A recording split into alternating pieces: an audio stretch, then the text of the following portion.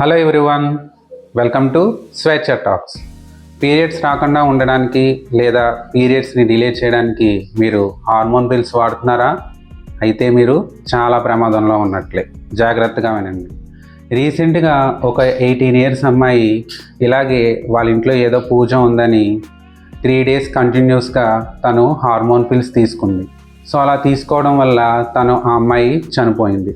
ఎందుకంటే తన ఆమ్లికల్లో blood clot అవ్వడం వల్ల తన లెగ్ స్వెల్లింగ్ అయ్యి వెంటనే చనిపోయింది.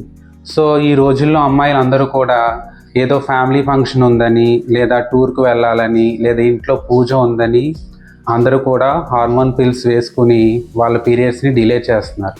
అలా చేయడం చాలా ప్రమాదకరం.